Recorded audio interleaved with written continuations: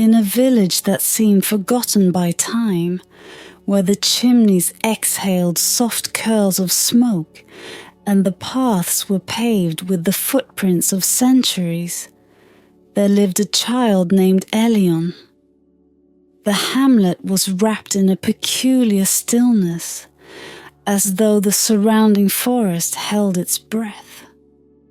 The elders would often warn of the woods, their gnarled fingers pointing towards the shadowy tree line. The forest listens, they would say, and it remembers. Elyon, however, was not a child shaped by fear. While others were content with the routine comforts of hearth and field, Elyon was a seeker, a weaver of questions that no one dared to unravel. Beneath the oak trees where shadows wove their intricate patterns, Elyon spent countless hours observing the way the light danced on bark, or listening to the sigh of the wind as it threaded through ancient branches. It was on the cusp of twilight, when the sky blushed with the retreat of the sun, that Elyon noticed them. Tiny fleeting lights. At first, they seemed like fireflies, but their movement was too deliberate, too purposeful. They darted between the trees, always just out of reach, beckoning with a silent promise.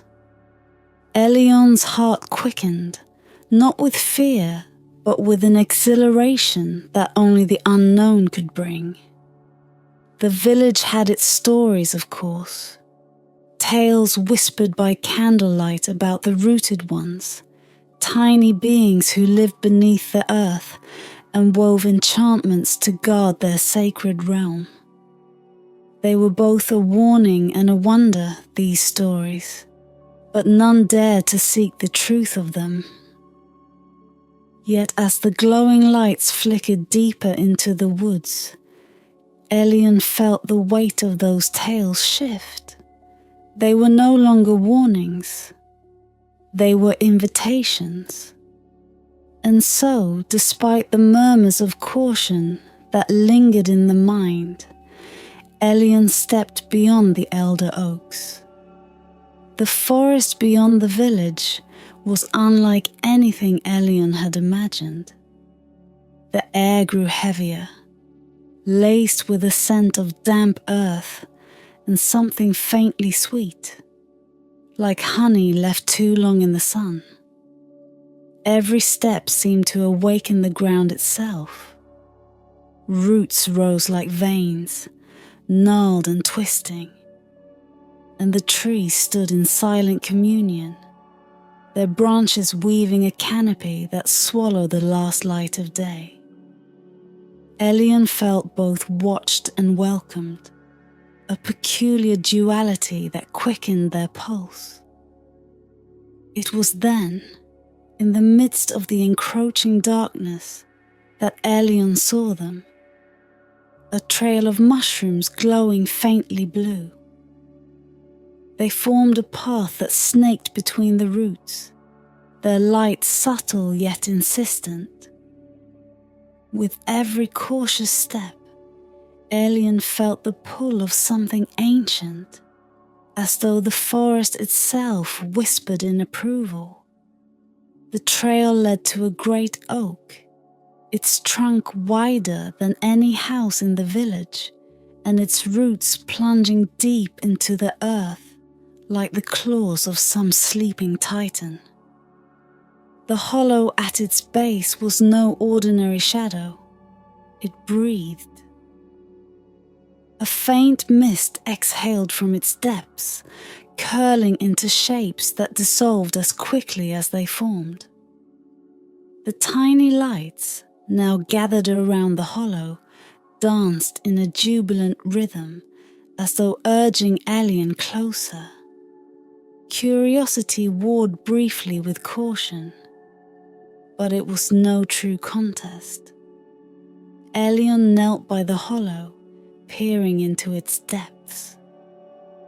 The air within seemed to hum, carrying faint voices that spoke in a language both foreign and familiar. Unable to resist, Elyon leaned closer and whispered, "Who's there?" The response was immediate. The ground trembled, a deep vibration that was not threatening but alive. The roots around the hollow began to shift, twisting apart to reveal a spiral staircase carved into the earth itself. It was lit by crystals embedded in the walls, their light gentle and welcoming, like moonlight trapped in stone. The voices grew clearer now, not words, but a melody that filled the air with unspoken promises. Elyon hesitated only for a moment, glancing back at the woods that had already begun to fade into shadow. The village seemed a world away, its constraints and warnings a distant memory. Taking a deep breath, Elyon stepped onto the staircase, descending into the unknown. And as the light of the surface faded behind, the hum of the voices grew louder, their song weaving into Elyon's thoughts.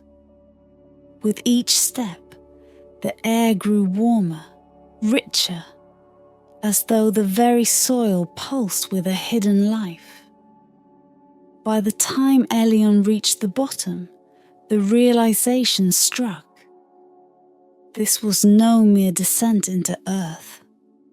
This was a crossing, a threshold into a realm where the ordinary held no dominion. The path ahead curved into the unknown, and the faint laughter of unseen beings echoed in the distance, welcoming their new guest to a world long hidden from human eyes. The staircase had disappeared behind Elyon, swallowed by the earth as though it had never been. For a fleeting moment, the child felt the weight of solitude, a pressing silence that wrapped around the tunnel. But then came the hum, soft and delicate, like the murmur of roots drinking water in the deep. The walls shimmered faintly with veins of silver light, their pulsing glow resembling the rhythm of a heartbeat. Elyon ran a hand along the earthen surface, surprised to feel warmth beneath the fingertips. The walls seemed alive, responding to the touch with a subtle quiver. As the child ventured deeper into the twisting passageway, the faint melody of the voices grew louder, rising and falling like the breath of an unseen giant. The air shifted, carrying with it a faint aroma of wildflowers and honey, so potent it stirred Elyon's memory of summer fields far above. The tunnel widened, and the crystalline lights embedded in the walls grew brighter, illuminating an expanse that seemed to stretch infinitely. Before Elyon stood an archway formed of living roots, entwined so tightly they appeared impenetrable. Yet the roots quivered, whispering to one another in a language too old for human comprehension. A single root, slender and glistening, uncoiled from the arch and hovered before Elyon. It seemed to examine the child, swaying in slow, deliberate movements. Then, as if satisfied, it wrapped itself lightly around Elyon's wrist, pulling gently toward the arch. The whispering intensified, and the roots parted, unveiling a breathtaking sight. The city beyond the archway was nothing short of a marvel. Elyon stepped onto a narrow bridge of polished stone, suspended over a stream of liquid gold that shimmered like sunlight caught in perpetual motion. Towering mushrooms with glowing caps cast a soft luminescence over the entire space, their hues shifting between blues, purples, and greens. Tiny homes carved from sparkling gemstones clustered along the edges of the cavern, their faceted surfaces refracting light into dancing rainbows. Gnomes bustled through the streets, their movements quick yet graceful, their voices a symphony of chatter and song. They were small, no taller than Elyon's knee, with faces both weathered and kind. Their clothing, woven from strands of moss and spider silk, glimmered faintly, as though infused with the very magic of the earth. One gnome approached, stepping lightly across the bridge. His beard was long and silver, braided with strands of ivy, and his eyes held the depth of centuries. He carried a staff of twisted wood that seemed to hum faintly, mirroring the rhythm of the city. "Elyon," the gnome said, his voice low and melodic. "You have heard the forest call, and it has led you to Glimmerhollow." Elyon's breath caught. "You know my name?" The gnome smiled, his expression both warm and enigmatic. "The roots know all who walk upon them. They carried your name to us the moment your feet touched their paths." He gestured for Elyon to follow, and the child obeyed, crossing the bridge and stepping into the heart of the village. The gnomes paused in their work, their eyes alight with curiosity and welcome. They murmured greetings in their sing-song language, some bowing slightly as Elyon passed. The gnome led Elyon to a central plaza where a massive crystal jutted from the ground like a captured star. It pulsed with a soft golden light, and the air around it felt warm and alive. "This is the Heartstone," the gnome explained. "It is the lifeblood of Glimmerhollow, the source of our magic, and the thread that binds us to the world above. To guard it is our sacred duty, a task we have carried for millennia." Elyon stared in awe, unable to tear their gaze from the radiant stone. The gnome tapped his staff lightly on the ground, drawing Elyon's attention. "But the Heartstone is also a keeper of secrets, young one," he continued. "It has called you here, and that is no small thing. We, the rooted ones, do not reveal ourselves lightly." "Why me?" Elyon asked, voice barely a whisper. The gnome tilted his head, a glimmer of mischief in his ancient eyes. "Perhaps it is your curiosity, or perhaps the forest saw in you a spark of something rare, something the surface world has long forgotten. But your presence here comes with a price, Elyon. To remain, you must prove your heart is as pure as the stone itself." Before Elyon could respond, the gnome raised his staff, and the earth trembled slightly. A path opened in the plaza, spiraling downward into deeper shadow. "The trials await," the gnome said, his tone serious but not unkind. They will test your courage, your wit, and the strength of your spirit. Only then will the Heartstone reveal its truth to you. Do you accept? Elyon hesitated, feeling the weight of the moment. But the glimmering lights of Glimmerhollow, the hum of the crystal, and the curious, hopeful faces of the gnomes stirred something unshakable within. "I accept," Elyon said, their voice steady. The gnome smiled, his expression both proud and knowing. "Then let the roots guide you, young seeker. The path will not be easy, but the rewards are beyond imagining." And with that, the earth began to shift again, closing behind Elyon as they stepped onto the path of trials, where the whispers of roots carried secrets older than time itself.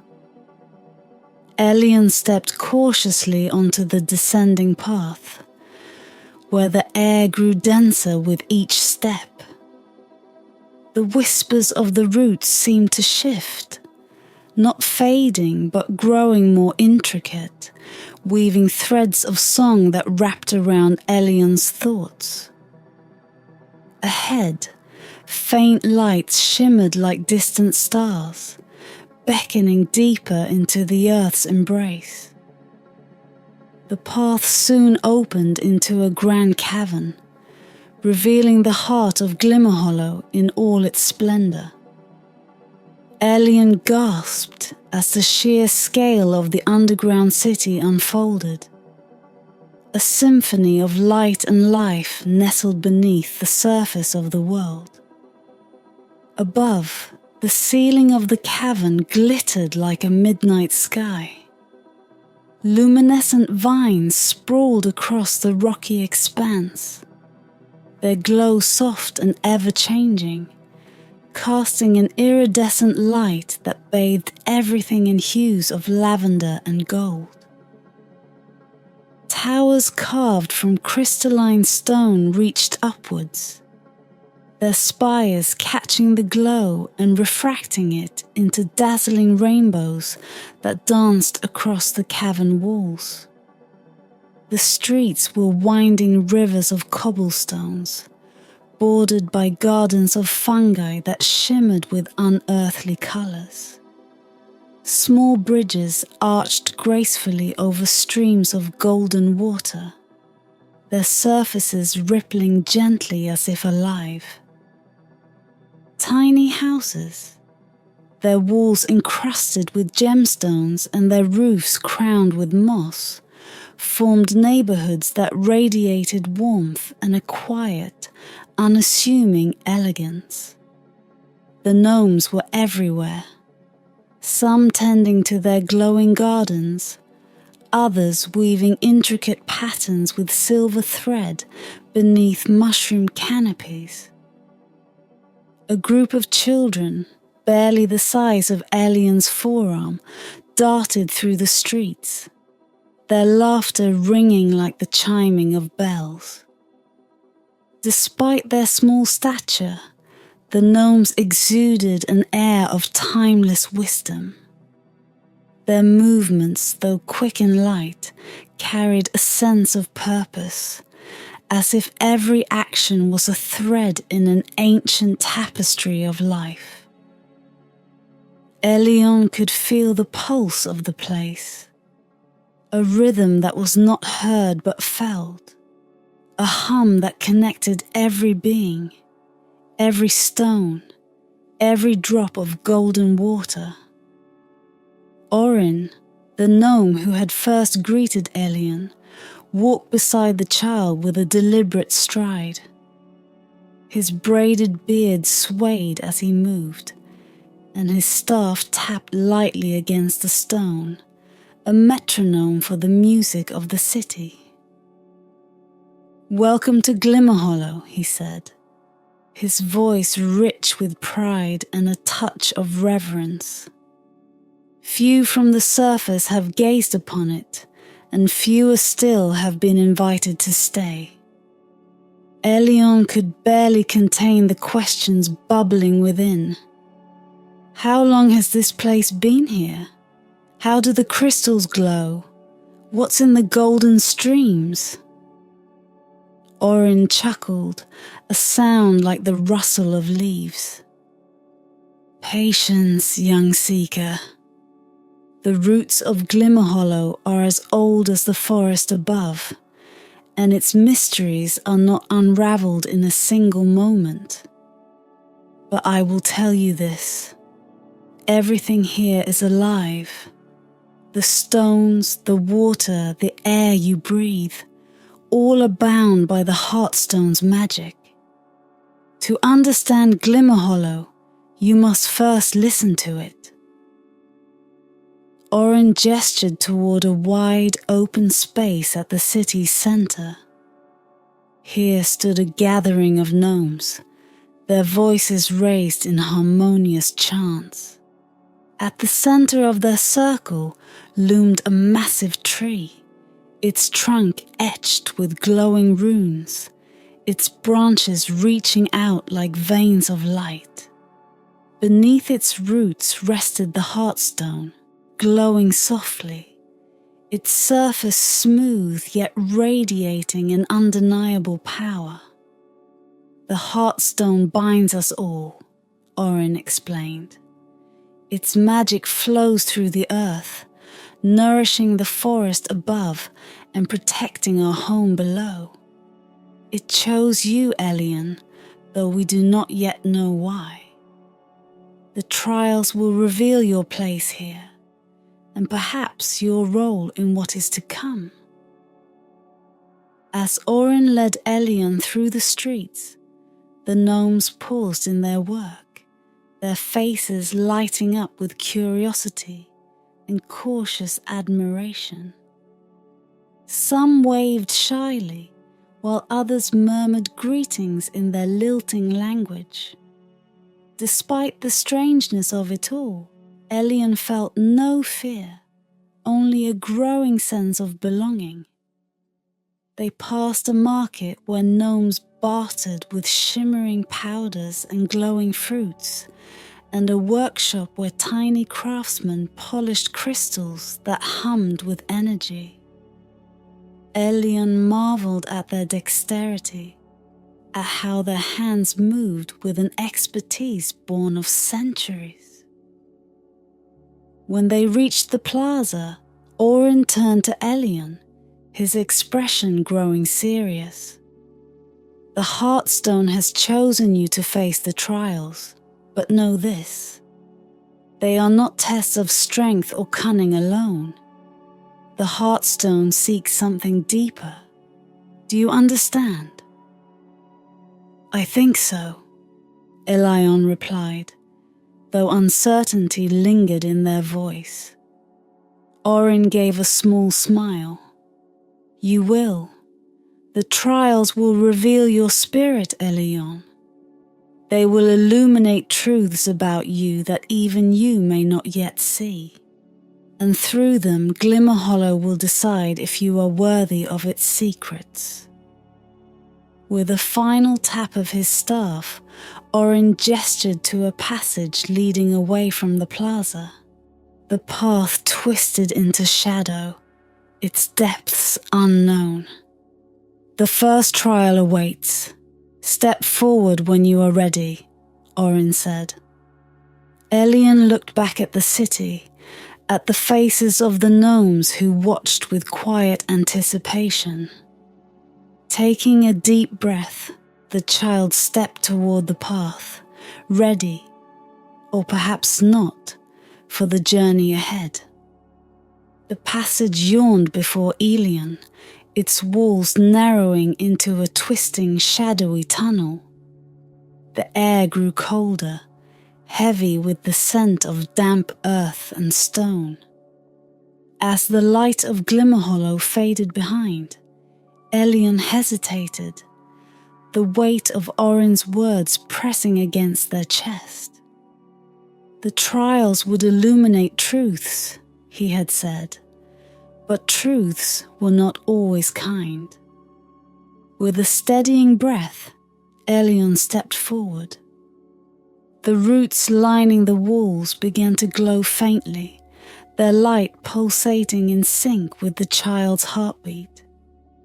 Whispers stirred once more, though they seemed different now, closer, almost personal, as if the roots were addressing Elyon directly. The first chamber appeared suddenly, the tunnel widening into a circular cavern. The walls shimmered with a strange reflective quality, like polished obsidian. In the center stood a pedestal, upon which rested a single candle, its flame flickering without a source of air. Elyon approached cautiously, and the moment their hand touched the pedestal, the walls came alive. The reflections rippled, then sharpened into scenes, fragments of memory that Elyon recognized immediately.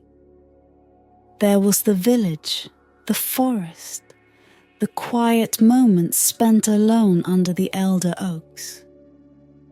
But the images shifted rapidly, revealing not just the past, but the thoughts Elyon had hidden even from themselves. The fear of being misunderstood, the longing for connection, the pang of loneliness that followed every adventure into the woods. A voice, low and resonant, echoed through the chamber. It was not unkind, but it carried the weight of judgment. Why do you seek the unknown, child, when your own heart remains uncharted? Elyon blinked, startled by the question. I don't know, they admitted. I feel like there's more than the village, more than what I've been told to accept. I want to understand. The voice softened, its tone almost approving. To seek is noble, but understanding begins within. The candle's flame flared, and for a brief moment, the entire chamber was bathed in light. The reflection shimmered one final time before fading, leaving Elyon alone once more. The second trial came without warning. The tunnel twisted sharply, opening into a labyrinth of stone walls. The air here was thick with an unnatural silence, broken only by the faint sound of dripping water. Elyon moved cautiously, each step echoing loudly in the stillness. At first, the path seemed straightforward, but soon the walls began to shift. They creaked and groaned as they rearranged themselves, closing off familiar routes and creating new ones. Elyon quickly realized the labyrinth was alive, responding to their movements, testing their resolve. Panic crept in as the paths grew narrower, the sense of direction slipping away like sand through fingers. But then, faintly, a whisper reached Elyon's ears. A melody, soft and lilting, threading its way through the oppressive silence. The child followed the sound, letting it guide them through the shifting maze. At last, Elyon emerged into a small chamber. In its center stood a pool of water, its surface perfectly still. The melody emanated from the pool, though its source was invisible. Elyon knelt beside it, peering into the water's depths. Their own reflections stared back, but it was not the Elyon they knew. The face in the water was older, wiser, their eyes filled with a quiet strength. For the first time, Elyon saw not who they were, but who they could become. A ripple disturbed the surface, and the reflection dissolved. The melody faded, replaced by a gentle whisper. "You're your own guide, young seeker. Trust the song of your heart." The final trial lay ahead, marked by a doorway of intertwined roots. Elyon stepped through and into a vast cavern bathed in an eerie golden glow. In its center coiled a massive serpent, its scales gleaming like molten metal. The creature's eyes were closed, its breathing deep and rhythmic. This was the sleeper, the guardian of Glimmerhollow's Heartstone. As Elyon approached, the serpent stirred. Its eyes opened, revealing orbs of piercing amber that seemed to see straight through Elyon. The sleeper's voice rumbled, low and resonant, shaking the very ground. "What do you offer, child, to prove your worth?" Elyon hesitated. They had no gifts, no strength to challenge such a beast. But in the depths of their fear, a thought emerged. Perhaps the trials had not been about power or knowledge, but something simpler. "I offer kindness," Elyon said, their voice trembling but sincere. "I can't take from you, nor do I wish to. I only seek to understand and protect what is precious to you." The sleeper studied Elyon for what felt like an eternity. Then slowly, it lowered its head, its massive coils shifting to reveal a fragment of the Heartstone embedded in the earth. The glow from the fragment bathed Elyon in its warmth, filling them with a sense of peace and connection. "You have passed," the sleeper rumbled. "Take this shard as a bond between you and Glimmerhollow. Guard it well, for its light will fade if your heart strays from truth." Elyon reached out, their fingers brushing the shard's surface.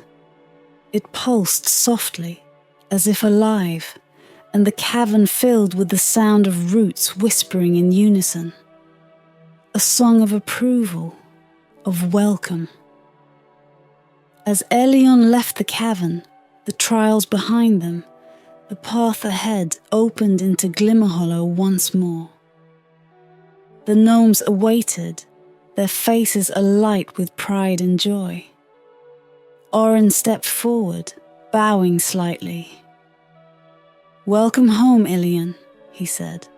"The forest has chosen you, and so have we." Elyon clutched the shard tightly, feeling its warmth. Though the journey was far from over, one truth was now undeniable. They belonged. The warmth of the shard in Elyon's hand lingered as the child emerged from the trials, their steps echoing softly on the polished stone of Glimmerhollow's streets. The gnomes awaited them, a sea of eager faces illuminated by the glow of the Heartstone that pulsed in the distance. Their voices rose in unison, a hymn-like chant that resonated through the cavern. It was a song of welcome, of recognition, as though the very roots of the earth were rejoicing. Oren stood at the forefront, his braided beard glinting faintly under the shimmering light of the glowing mushrooms. He tapped his staff lightly, silencing the hum of voices. His eyes, ancient and wise, held Elyon's gaze with a quiet intensity. "You have walked the path of the Seeker and faced the trials of the earth," he said, his voice carrying a solemn weight.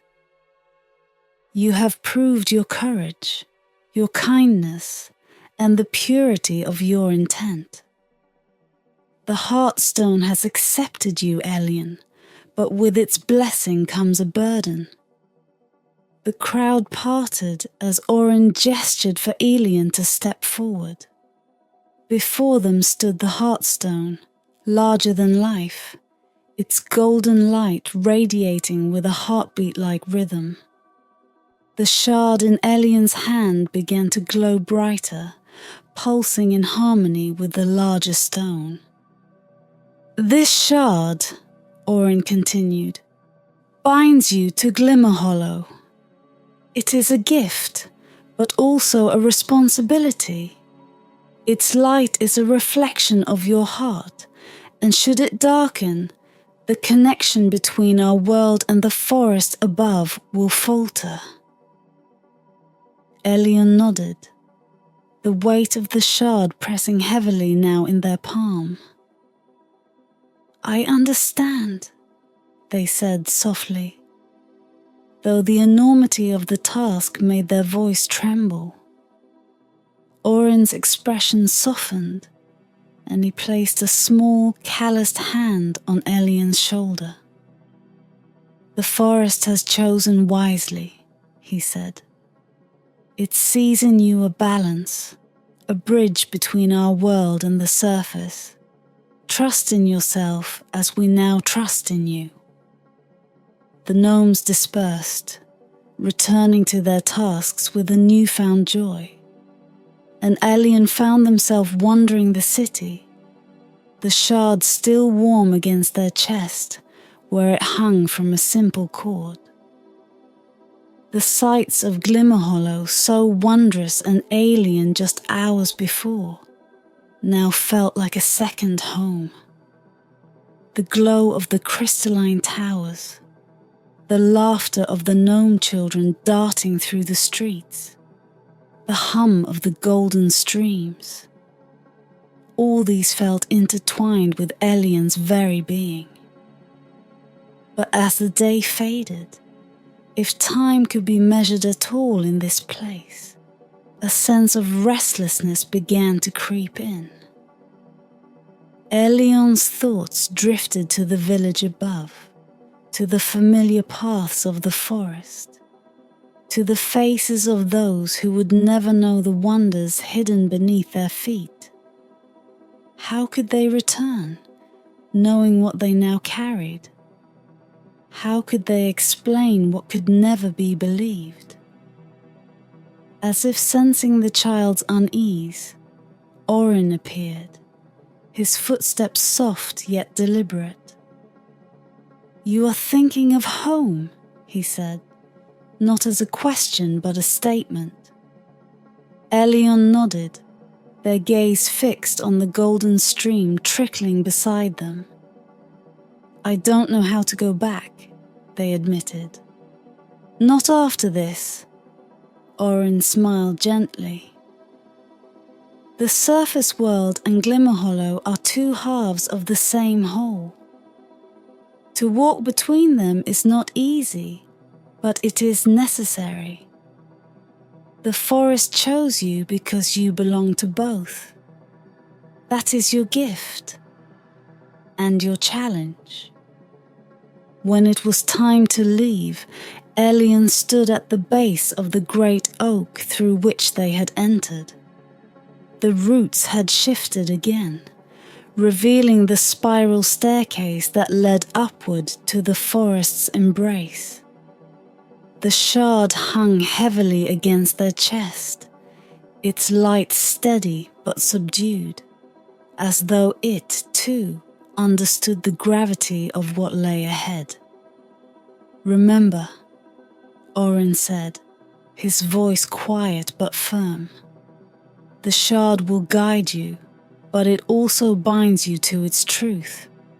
Keep our secret, Elyon.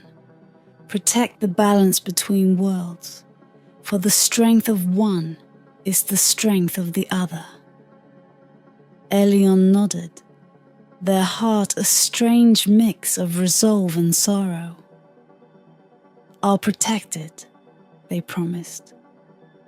With a final glance back at the glowing city and the kind faces of its people, Elyon began the ascent. The whispers of the roots followed, soft and reassuring, until the tunnel opened once more into the cool, shadowed forest. The surface air filled their lungs, crisp and alive, but the hum of Glimmerhollow lingered in their ears, a quiet reminder of all they had seen. The village seemed smaller now, quieter, as though it had been untouched by the passage of time. The familiar faces greeted Elyon with questions about their absence, but the child offered only vague answers.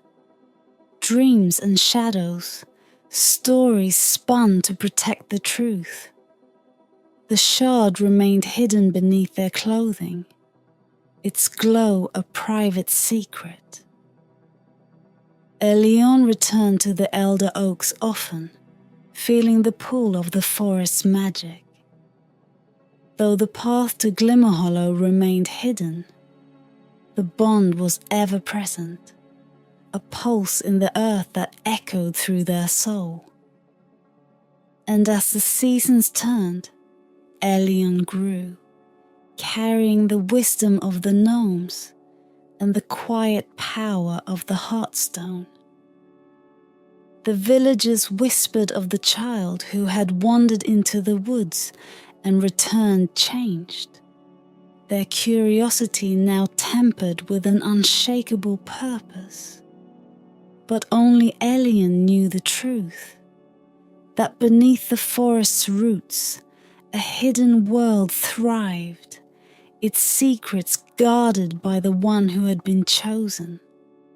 And though the laughter of the gnomes faded into memory, it remained, soft and enduring, in the whispers of the roots and the golden light of the shard that pulsed with life.